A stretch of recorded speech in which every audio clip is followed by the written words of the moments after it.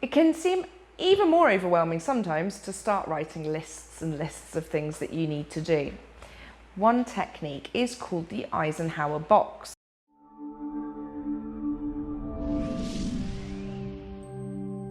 Hi, I'm Elle Wood, and welcome to Wellbeing in Sales. I've spoken to a couple of clients in the last week, and what with one thing and another, they've been feeling a little overwhelmed. It's not unusual, but it's a really horrible feeling when you're in the midst of it. Stephen Covey, in his book, the name of which I always get wrong, 7 Habits of Highly Effective People, I think it's that one. But if you haven't read it or you can't remember it, this is hopefully a little handy tip of how to structure your day and maybe be able to get a little bit more productivity and calm within your life, work and otherwise perhaps. Take your notebook, because all good estate and letting agents have a notebook. Quarter it. I haven't done it, I'm just demonstrating. Quarter it, and then you've got 2 rows and 2 columns. The rows are important and non-important, urgent and non-urgent. Then you write down all the tasks you've got to do in those relevant boxes. So if something is urgent and important, it goes in that top left. Obviously, if it's non-urgent but still important, it goes in that box. Down here is, where am I up to? Not important but urgent. And then down here is neither important nor urgent. And what you can do with that is, obviously, give yourself some sort of prioritization throughout your day. You might find, as you turn the page for the following day, that some of those boxes that weren't very urgent, very important, come over to the next day, and maybe they shuffle round. It's really useful for keeping an eye on what you have been doing and what you haven't been doing. That way you can monitor your progress and tick things off your list, because you probably are doing more in a day than you realise. But sometimes when you're feeling overwhelmed, it can be really hard to notice.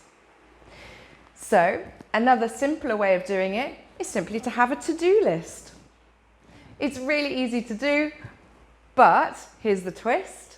Why not, on the following page, have a ta-da list? So you have to do and ta-da, because again, it's really easy to forget how much you're getting done during the day. One other possible productivity tip is, at the start of your day, write down 3 things you're going to get done that will make sure we feel like we've had a good day. Now, for some people, that's business stuff, like myself. It's make sure my content's out, make sure I've done my videos. For other people, it's make sure the car's cleaned out. Now, one of those tasks might be a frog. Have you heard of Eat My Frog? I can't remember off the top of my head where it comes from originally. I'll put it in the comments in the description, because it's just on the tip of my tongue, which is not a useful place for it to be. So I'll put it in the description. Eat My Frog is about taking the bull by the horns and picking the one thing that you really don't want to do that day, but you know it really needs doing. Cleaning the car out was a really good example for one of my friends this week. She really didn't want to do it, but you know what? Once she'd eaten her frog, it was the first thing she got done that day. The rest of the day was much easier. We used to do that when we were at Orchards Estates. We would eat our frog. So the first job we would all do that day is speak to the person that we were most dreading with the bad feedback, or whatever it is. Can't think of any decent examples, but the thing you don't want to do but you really know you need to do.